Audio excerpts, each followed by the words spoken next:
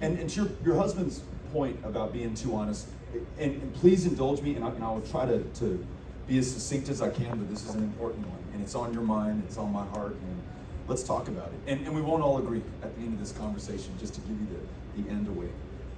I remember being in Wichita Falls at a meeting just like this one. You were there. And this was right after the Parkland High School shooting. And as you all remember, a bunch of young people were killed by someone who had a very high-powered firearm. And a Vietnam-era veteran came to me at the end of the meeting. The issue did not come up in the meeting, by the way, but he came up to me and he said, the thing I don't get, Beto, is that guy who killed all those kids in that high school hallway was just as well, if not better armed than I was when I was in the jungles of Vietnam. Now why are we hunting human beings with guns that were originally designed for use on the battlefield? You know what? Just to be honest with you, I said, you're right, and I don't think people should be able to buy them, but it didn't affect me. And this is something maybe I'm embarrassed to say, and so maybe I said some of the right things politically, maybe I said some of the right things from my heart.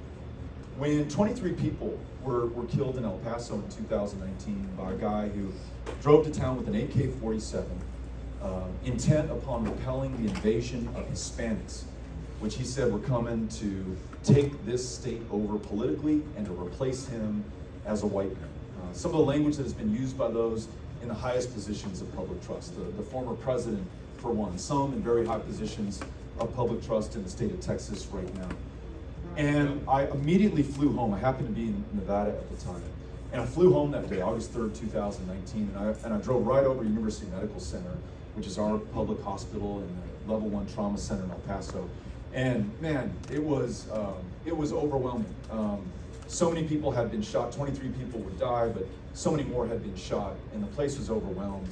And I happened to be on the plane back from Nevada with a young man who was also flying back to El Paso because his mom had just been shot in the chest.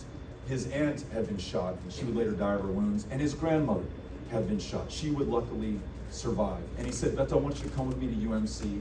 We went into his mom's room in the intensive care unit. She had every manner of wire and tube and everything snaking through under her hospital gown, into her body, keeping her alive. And this is true Texas and El Paso spirit. She was like trying to make sure I was okay. She said, are you comfortable in my room? And I just want to make sure she was going to live and she was going to survive. I go back out into the waiting room, and people recognize me. I've been a congressman in El Paso for 6 years. I've been a city council member. And this woman comes up and she says, my husband Luis is on the operating table. He's been on there for 8 hours. I don't know if he's going to survive this. But will you just tell me, Beto, why anybody needs a weapon like this one? And that question haunted me.